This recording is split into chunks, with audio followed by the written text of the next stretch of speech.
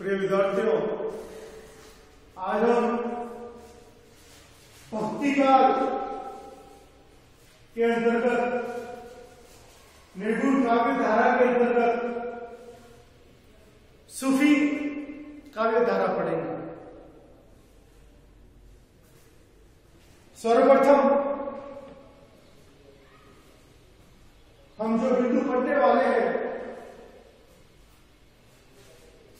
उसकी चर्चा आपसे कर दो। हम पहला बिंदु देखेंगे इस काव्य धारा का नामकरण, दो प्रसिद्ध नाम। फिर हम देखेंगे सूफी शब्द से तात्पर्य।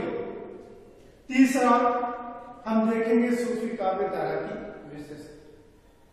आरंभ करते हैं बीए पार्ट सेकंड हिंदी साहित्य सेकंड हिंदी भाषा एवं हिंदी साहित्य का इतिहास की online class.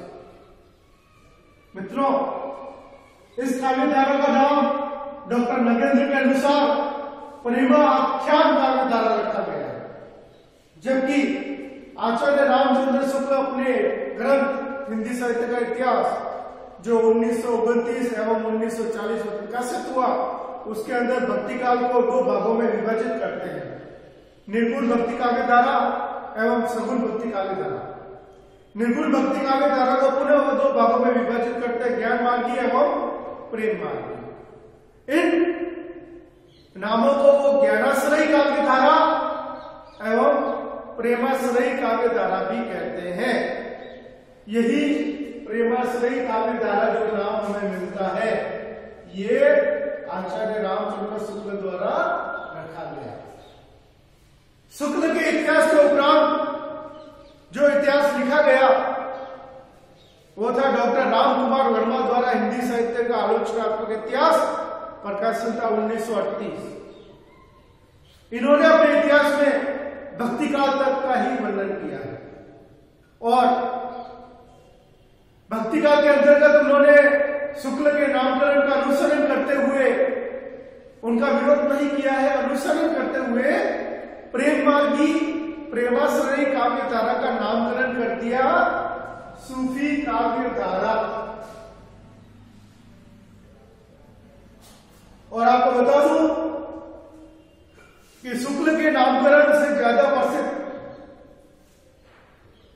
Doctor Ram Kumar Verma का नामकरण रहा है। इस काव्य धारा के अन्य नाम, तीन नाम तो आपके सामने है। प्रेमाश्रयी शुक्ल द्वारा, सूफी काव्य धारा डॉक्टर राम कुमार वर्मा के द्वारा और प्रेमा आख्यान काव्य धारा डॉक्टर नगेंद्र के द्वारा। इन तीन नाम के अतिरिक्त इसको प्रेम काव्य भी कहा जाता है या फिर रोमांसिक काव्य धारा भी इसको कहा जाता है। रोमांसिक शब्द रोमांटिक काव्य धारा से ही बना है, जो प्रेम की स्वच्छंद प्रवृत्ति पर आधारित रही। नामकरण दो में ध्यान रखने हैं, प्रेमाश्रयी एवं सूफी। प्रेमाश्रयी शुक्ल, सूफी राम कुमार वर्मा। आगे बढ़ते हैं। इस काव्य धारा में जो सूफी काव्य, सूफी कवि या सूफी सिद्धांत के आगे बार बार जो सूफी शब्द हमें मिलता है, उससे तात्पर्य क्या है? सूफी शब्द की उत्पत्ति या उसका शाब्दिक अर्थ निम्न रहा है। सबसे पहले हम देखते हैं सफ। सफ शब्द से तात्पर्य हुआ या शाब्दिक अर्थ हुआ पंक्ति। सफ का तात्पर्य पंक्ति और पंक्ति से तात्पर्य यहां पर है इस्लाम के अनुसार जब रोजे कयामत होगी। इस्लाम के अनुसार जब रोजे कयामत यानी प्रलय होगी, उस दिन अपने पवित्र आचरण के कारण जिन व्यक्तियों को एक अलग पंक्ति में खड़ा किया जाएगा, उन्हें कहते हैं सूफी। सबका तात्पर्य हुआ पंक्ति और रोजे कयामत अर्थात प्रलय के दिन जो व्यक्ति अपने पवित्र आचरण के कारण उस प्रलय से बचकर जन्नत में चले जाएंगे, उस पंक्तिधारी व्यक्तियों को सूफी कहा जाता है। अब दूसरी बात करते हैं हम सूफ। सूफ से तात्पर्य है ऊन। वे व्यक्ति जो सफेद ऊन का चोगा, पूरा स्वेटर की तरह, वे व्यक्ति जो सफेद ऊन का चोगा पहनकर हाथ में चिमटा लेकर ईश्वर अल्लाह की वंदना करते हुए कव्वाली गाते थे, पवित्र आचरण करते थे और ईश्वर के प्रेम का संदेश लोगों में देते थे, वो सूफी कहलाते थे। तीसरा बात हम लेते हैं सूफा।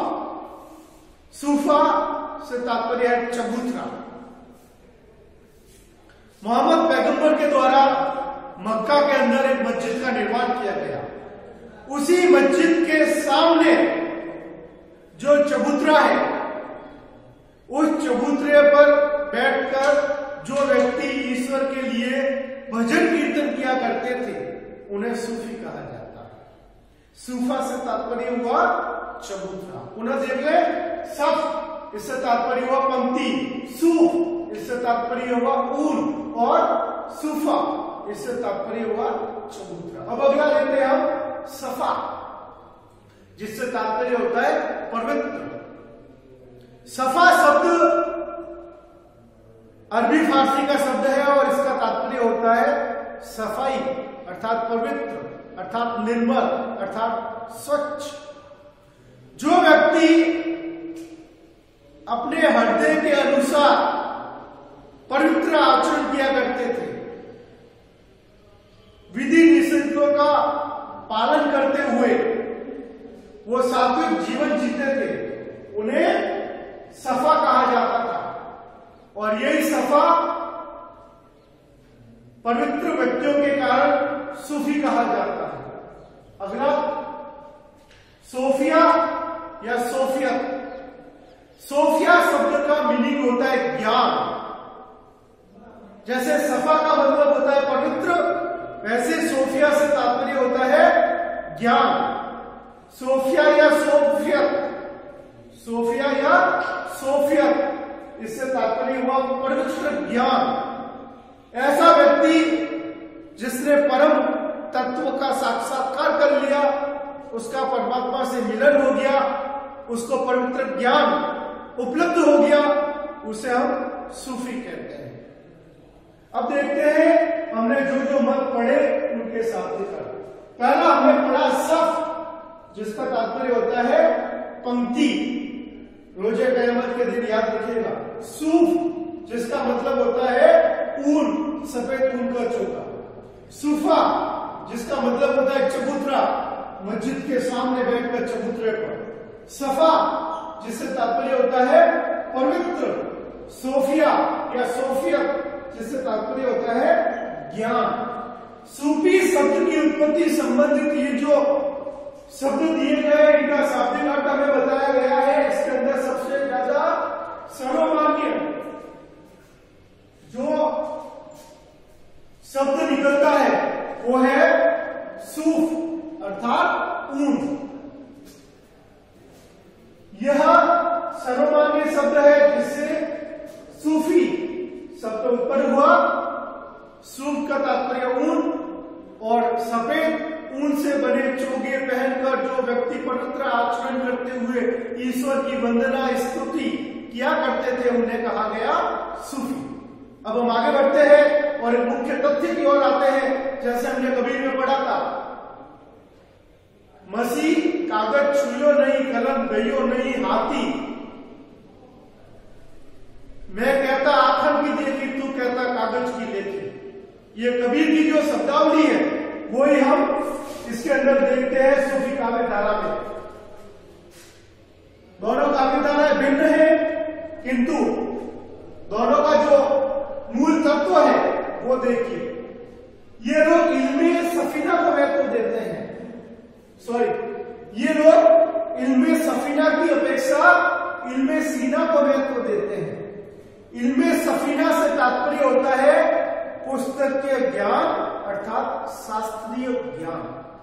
इल्मे सफीना से तात्पर्य पुस्तकीय ज्ञान, या धार्मिक ग्रंथों का, शास्त्रों का ज्ञान, उसकी अपेक्षा ये महत्व देते हैं इल्मे सीना, जिससे तात्पर्य है हृदय का ज्ञान, अर्थात हृदय के अंदर ईश्वर का जो ज्ञान है, स्व अनुभूत सत्य है, उसको ये महत्व देते हैं। इल्मे सफीना की अपेक्षा इल्मे सीना को महत्व। अब हम बात करते हैं सूफी काव्य धाराओं के विशेषताओं से। सूफी काव्य धारा की जो विशेषताएं हैं, उसमें सबसे पहली विशेषता है कि इस काव्य धारा के जो कवि हैं वो मुख्यतः मुसलमान रहे हैं। इसमें अधिकांश कवि, भले हम असायद कह दें, मुल्ला दाऊद कह दें, मलिक मोहम्मद जायसी कह दें, उस्मान कह दें, नूर मोहम्मद कह दें, या मंजर कह दें, या कुतुबर कह दें, ये कवि अधिकतर मुसलमान रहे हैं। दूसरा, नगेंद्र के अनुसार इसके कवियों में ये शुक्ल का मत है कि इसमें प्राय मुसलमान कवि हैं। अब इसके विरोध में जो नगेंद्र का मत है, उसके अनुसार हम देखते हैं, नगेंद्र का कहना है कि इसमें मुसलमान कवि रहे हैं, किंतु साथ ही हिंदू कवि भी रहे हैं, जैसे कि ईश्वरदास, सूरदास, दुखहरण दास, गणपति, दामोदर, नारायण दास, कुशलदास, ये सब हिंदू कवि हैं। किंतु आचार्य रामचंद्र शुक्ल इस काव्य धारा में एकमात्र कवि जो हिंदू रहा है, वो बताते हैं सूरदास। एक पंजाब का कवि, पंजाबी का कवि सूरदास, बस ये हिंदू रहा। ईश्वरदास की जो किताब है सत्यवर्ती कथा, आचार्य रामचंद्र शुक्ल उस किताब को भक्तिकाल की किसी भी काव्य धारा में स्थान नहीं देते। किंतु हमें यह भी ध्यान रखना है कि शुक्ल जब सूफी काव्य या प्रेमाश्रय काव्य का चित्रण करते हैं तो उसमें वो सत्यवर्ती कथा का पाठ भी करते हैं। ईश्वरदास हिंदू कवि रहे हैं, सूफी काव्य धारा के अंतर्गत माने गए हैं।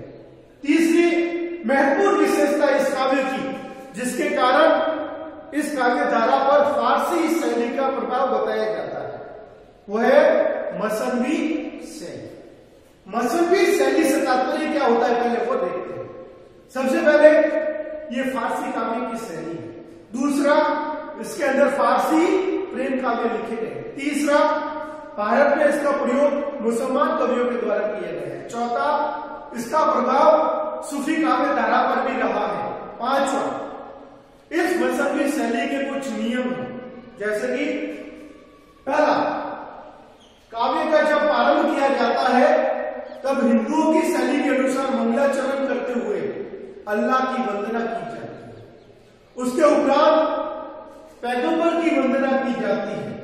उसके उपरांत मोहम्मद पैगंबर के जो 4 मित्र रहे हैं उनकी वंदना की जाती है। उसके उपरांत जो तत्कालीन उस वक्त का शाह-ए-वक्त अर्थात शाह-ए-वक्त रहा है, राजा रहा है, उसकी वंदना की जाती है। उसके उपरांत कवि द्वारा अपने गुरु का स्मरण, उनकी वंदना की जाती है। और कभी कभार कुछ कवि गुरु की वंदना करने के उपरांत अपना आत्म परिचय भी प्रस्तुत कर लेते थे। इन अल्लाह की वंदना, पैगंबर की वंदना, 4 मित्रों की वंदना, शाह-ए-वक्त की वंदना, गुरु की वंदना और स्वयं का आत्म परिचय देना, जब काव्य के अंदर ये परंपरा पूरी बताई जाती है तो उसे कहते हैं मसनवी शैली। अब हमने 3 विशेषताएं देखी। एक, मुसलमान कवि रहे हैं इस काव्य धारा में अमूमन। दूसरा, कुछ हिंदू कवि भी है। और तीसरा, मसनवी शैली का प्रयोग जब होता है तब इसे सूफी काव्य की श्रेणी में रखा जाता है। चौथी विशेषता, इस काव्य धारा के जो प्रमुख काव्य है, जैसे हम क्रम से लेते हैं, असायद द्वारा लिखित हंसावली। दूसरा, ईश्वरदास द्वारा लिखित सत्यवर्ती कथा। तीसरा, कुतुबन द्वारा लिखित मिर्गावत। चौथा, मलिक मोहम्मद जायसी द्वारा रचित पद्मावत। पांचवा, मंजर कवि द्वारा रचित मधुमालती। और हम इस काव्य धारा में आगे बढ़ते हुए बात करें तो उस्मान द्वारा लिखित चित्रावली या फिर नूर मोहम्मद द्वारा लिखित इंद्रावती, हमने नाम देखे हंसावली, चित्रावली, इंद्रावती, पद्मावती या फिर मधुमालती या चंदायन मुल्ला दाऊद की, ये सब नायिकाओं के नाम पर काव्य के नामकरण हमें मिलते हैं। नायिकाओं के नामकरण पर, यानी ये जो काव्य है प्रबंधात्मक शैली वाले, इनमें नायिका को महत्व दिया गया है। क्यों दिया गया महत्व? क्योंकि यही नायिका, यही काव्य में वर्णित स्त्री परम तत्व परमात्मा का रूप है। जब हम प्रतीक योजना की बात करेंगे तब हम समझेंगे कि नायिका जो होती है, जो स्त्री है उस काव्य की, वो परमात्मा का रूप है। अगली विशेषता की ओर चलते हैं, जिसे हिंदी साहित्य में कहा जाता है कड़वकबद्ध शैली। इस कड़वक से कोई तात्पर्य नहीं है, ये एक रूढ़ शब्द है। जब कोई रचना में चौपाई के उपरांत दोहा रखा जाता है तो उस शैली को कड़वक शैली कहा जाता है। ये दो चौपाई और दोहे की शैली हमें जैन काव्यों में मिलती है, उसके उपरांत सूफी काव्य में मिलती है और उसके उपरांत रामचरितमानस के अंतर्गत हमें मिलती है। चौपाई के बाद दोहा रखा जाना, कुछ लोग दोहे की जगह सोटा को रखते हैं और नूर मोहम्मद चौपाई के बाद ना तो दोहा रखते हैं ना सोटा रखते हैं, बल्कि बलुएट का प्रयोग करते हैं, बलुएट शब्द का प्रयोग करते हैं। यहां पर एक मुख्य तथ्य मैं आपको बता दूं, मलिक मोहम्मद जायसी द्वारा रचित पद्मावत और उस्मान द्वारा रचित चित्रावली, इसके अंतर्गत 7 चौपाई के उपरांत एक दोहा मिलता है, अर्थात 7 चौपाई 7 अर्धारियों के उपरांत एक दोहा। जबकि जायसी और उस्मान के अतिरिक्त जितने भी सूफी कवि हैं, उन्होंने 5 चौपाइयों के बाद एक दोहा रखा है। जायसी की और उस्मान की विशिष्टता है कि 5 पर 1 की जगह वो 7 पर 1 दोहे का प्रयोग करते हैं। आगे बढ़ते हैं छठे पॉइंट के उपरांत 7। हमने देखा कि इस काव्य धारा के अधिकांश कवि मुसलमान हैं, किंतु इन मुसलमान कवियों के द्वारा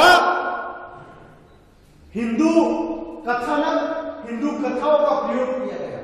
जैसे कि एक बहुत ही प्रमुख प्रतिनिधि कवि जायसी रहे, उनका ग्रंथ पद्मावत था, उसकी बात करते हैं। मलिक मोहम्मद जायसी मुसलमान है और उनका जो कथानक है वो राजा रत्नसेन पद्मावती नागवती पर चित्रित है। और यहां तक कि मुसलमान होने के उपरांत भी उन्होंने अपने सहधर्मी अलाउद्दीन खिलजी को शैतान का प्रतीक माना है। अर्थात हिंदू कथाएं, हिंदू पात्र, हिंदू संस्कृति और हिंदू परिवेश का वर्णन ये लोग करते हैं मुसलमान होने के उपरांत भी। कारण कि जो इस्लाम में 2 संप्रदाय रहे हैं, सरा और बेसरा। सरा सनातनी व्यक्ति है और बेसरा उदारवादी व्यक्ति है, जिनमें सूफी आते हैं। ये इस्लाम के जो कट्टर समर्थक सरा सनातनी संप्रदाय के लोग सूफी काव्य धारा, सूफी या बेसरा के लोगों को काफिर कहते हैं, क्योंकि इनके अंदर इस्लामिक कट्टरता का पूर्ण रूप में अभाव देखने को मिलता है। आगे बात करते हैं, यह काव्य इश्क मजाजी से इश्क हकीकी की यात्रा करता है। इश्क मजाजी का मतलब लौकिक प्रेम और इश्क हकीकी से तात्पर्य है अलौकिक प्रेम। लौकिक प्रेम से अलौकिक प्रेम की जो यात्रा की जाती है उसे हिंदी साहित्य के अंतर्गत रहस्यवाद कहा जाता है। इश्क मजाजी से इश्क हकीकी की यात्रा।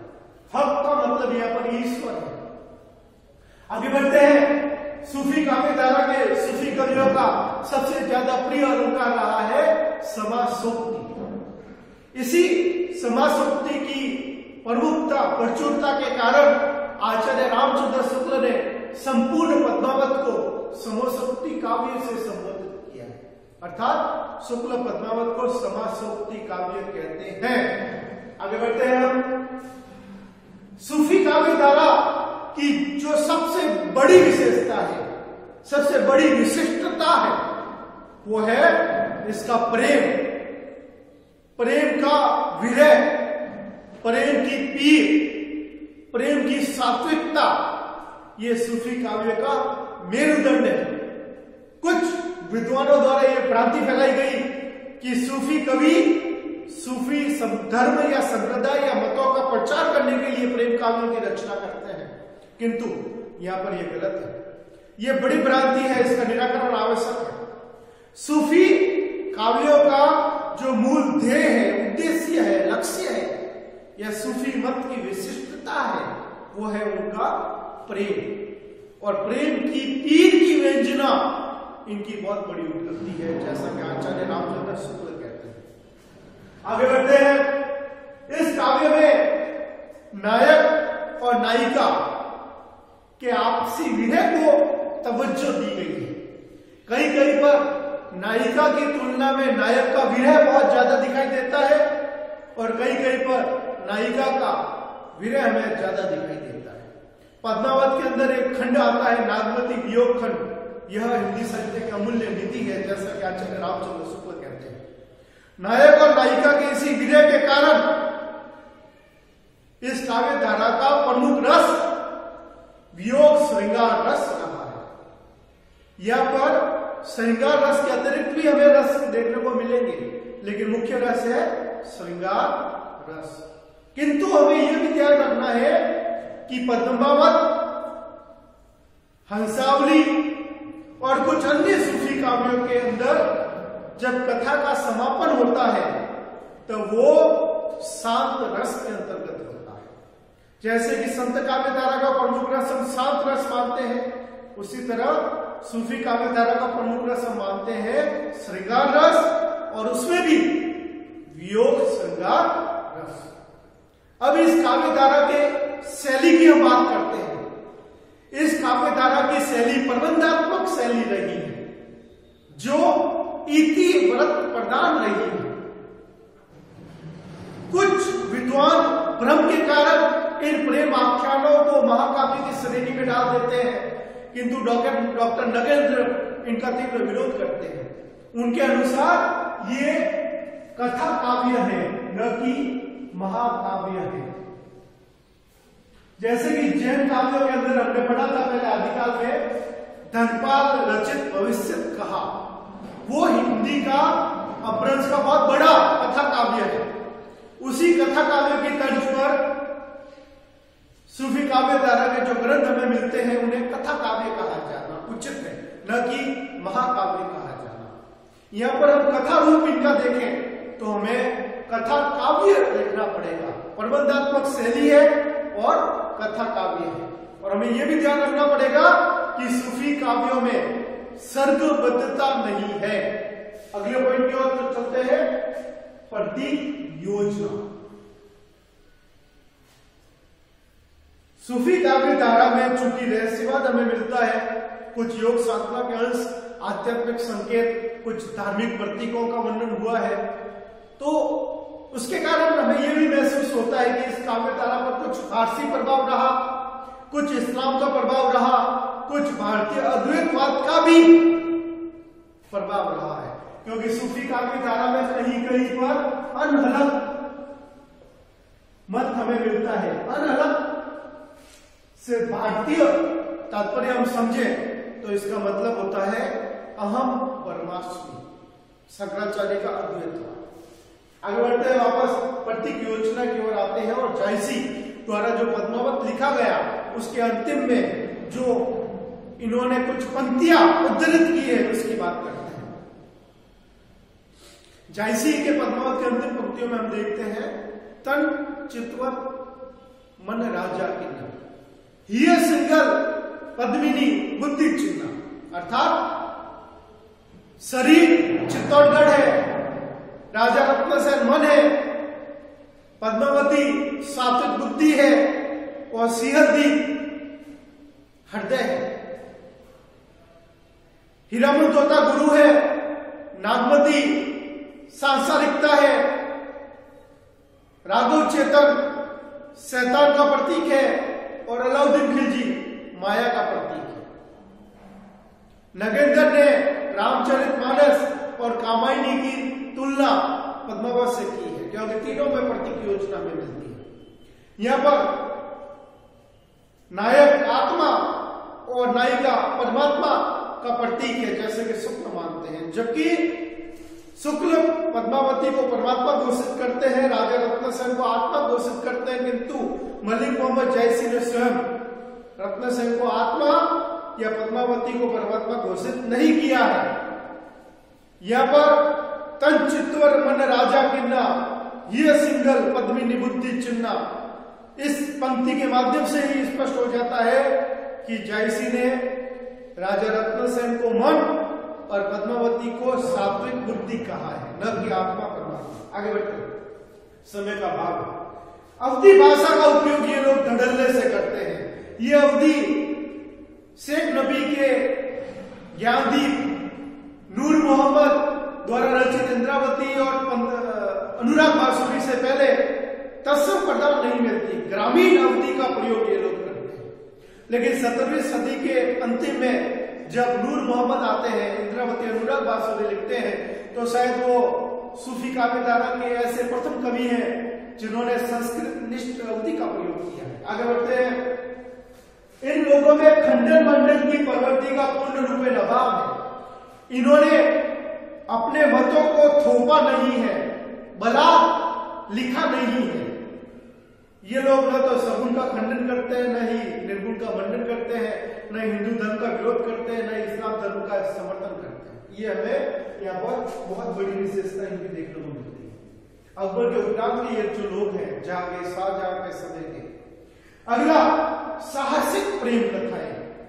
इनकी जितनी भी प्रेम कथाएं जो अगली क्लास में देखेंगे एक एक, उसके तरफ देखेंगे कि नायक जो है वो नायिका के प्रेम के वश घर से योगी या जोगी का वेश धारण करके निकल पड़ता है और नायिका के पिता से राक्षसों से समुद्र पार करते हुए एक साहसपूर्ण यात्रा करते हुए अपने प्रेम की प्राप्ति करता है। इसके लिए इसको कहते हैं साहसिक प्रेम गाथा। अगली बहुत ही बड़ी विशेषता जो दो चीजें मैं आपको बता रहा हूं, इति वर्णनात्मकता और वर्णन विस्तार की शैली, ये दोनों विशेषताएं सूफी काव्य धारा का बहुत ही बड़ा दोष मानी गई है। क्योंकि सूफी काव्य धारा में जब कवि किसी नायिका का चित्रण करता है तो उसके चित्रण में इतना व्यस्त हो जाता है कि वो समय सीमा मर्यादा भूल जाता है। प्रकृति का चित्रण कहे, सह नायिका का चित्रण कहे, या फिर सीरनदीप की वैश्याओं का चित्रण जब मलिक मोहम्मद जायसी करते हैं उस समय की बात की जाए तो वर्णन विस्तार बहुत ही विस्तारित कर दिया जाता है। ये इनका बहुत बड़ा दोष है, वर्णन विस्तार और इति वर्णनात्मकता। अगली बात करें 17वें पॉइंट की, तो ये 17वां पॉइंट जो है गुरु का महत्व, ये संत काव्य धारा और सूफी काव्य धारा में समानता बताने का काम करता है।